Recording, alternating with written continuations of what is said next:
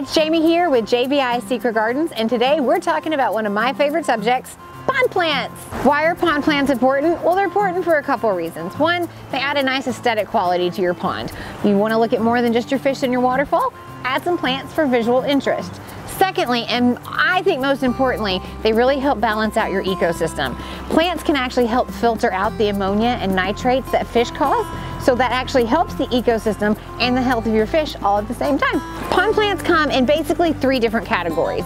You've got your water lilies, which I'll show you in a minute. You have your floaters, I'll also show you those in a minute. And then you've got these guys, marginals. Most of our marginals are hardy for our zone. Again, we're usually zone 7. Marginals are called marginals because they go on the margins of your pond, kind of those shallow edges that are built around the edge. They're not meant to be completely submerged. They're meant to kind of sit on a rock and poke out, more visual interest. So the great thing about these is there's a big variety, and they all do well here in Tennessee. So you've got things like arrow plants. Now this will be just kind of a cool green foliage.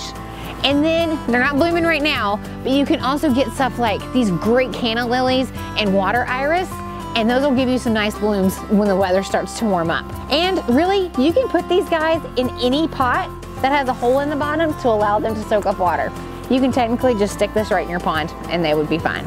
And if you're looking to add some height and some cool interest, you can get something like this horsetail rush, which kind of gives you a wild, kind of crazy look, or some of this sweet flag, which also gives you some height and some nice color variation. Kind of cool, right?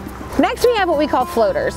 Common floaters include these little guys, water lettuce, and then my favorite, water hyacinth.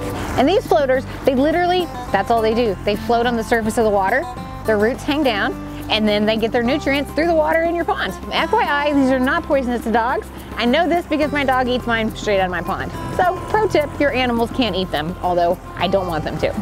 And finally, we have one of my favorites, the water lily. Water lilies are great because they have gorgeous blooms, but they also provide a little shade and cover for your fish. So it's a win-win. As you can see, these water lilies are submerged in water. So what we do is we put them in these nice mesh aquatic pots. They're black, so they're really disguised on the bottom of your pond.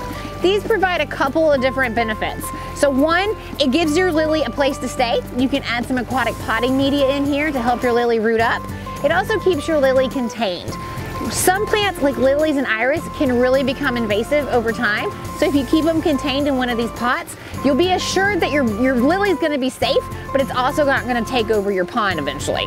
And when the weather gets a little bit warmer, they'll start to bloom and give you a really pretty surprise in the morning. So these are our traditional aquatic plants, but there's also plants that are traditionally terrestrial plants that you can actually plant in your water feature and they will thrive. A couple of these plants include hosta and impatiens. Try it for yourself. Put one in your water feature and watch it grow over the summer. That's all I got for you guys today. As you can tell, I really like pond plants and ponds. That's why I'm so dirty. I've been in one this morning. But thank you guys for watching. You know the drill. If you like this video, like, comment, share, subscribe. In the meantime, I'll be out and about in Nashville cleaning ponds, planting plants for you. Stop into our garden center, see our selection, check out our other videos on YouTube, and I'll see you soon. This is Jamie for JVI Secret Gardens.